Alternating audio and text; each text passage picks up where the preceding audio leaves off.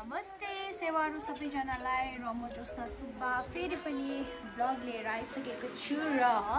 आजको ब्लग चाहिँ के हो भन्दा चाहिँ आज चाहिँ हाम्रो नानीको न्वारन हो है अनि त्यही कुराहरू म तपाईहरुलाई देखाउने छु है हेर्दै गर्नुस् होला हाम्रो ब्लगलाई नाच्या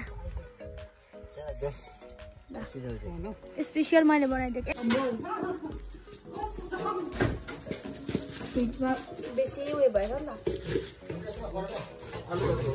अब चाहिँ म अचार काटेको होइन अचार चाहिँ कस्तो खालके भन्दाखेरि चाहिँ नुरेला अचार अरे होइन मलाई जति मलाई आउँछ त्यही गर्छु या बहिनी छ होइन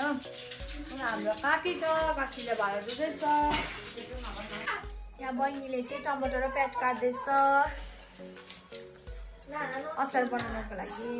यहाँ अहिले हाम्रो यहाँनिर भाउजूको आमा आइसक्नु भएको छ है अन्त यहाँनिर यता ओइ यहाँ हाम्रो नाना कुखुरा लिएर आउनु भएको छ कुखुरा भाउजू कुखुरा देखाइदिनु त कत्रो अरे कुखुरा यहाँ चाहिँ हाम्रो फुपू यता हेर्नु त भाउजू कुखुरा देखाइदिनु न एकपल्ट फेरि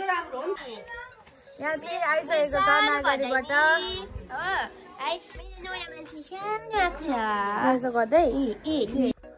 यो चाहिँ मेरो कोक्रो अरे होइन अब मेरो कोक्रोमा चाहिँ मेरै घरको नानी भदैनी सुत्न आँटेको छ मेरो भदैनी हो यहाँनिर आइसक्नु भएको छ है न्वारानमा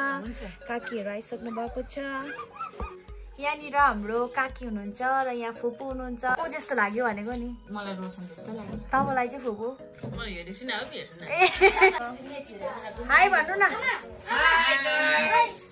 यहाँनिर काकीहरू हुनुहुन्छ है सबैजना बसिरहनु भएको छ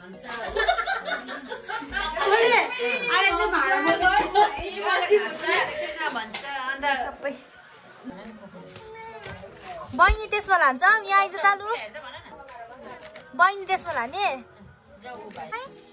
खै सिधा लगा त भाइ त्यो चप्पल छिटो सिधा यता त चप्पल त उल्टा पो लाउँदो रहेछ आहा बाबाले चाहिँ हेरिरहनु भएको छ बाबाको छोरीलाई ल भाइ ल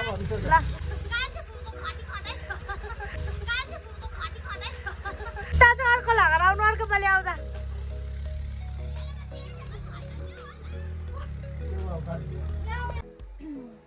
र अहिले चाहिँ है प्राय मान्छेहरू आइसक्नु भयो है अनि बसिरहेको छौँ हामी है अनि भित्रनिर चाहिँ हुनुहुन्छ है बसिरहनु भएको छ बातहरू गर्दै है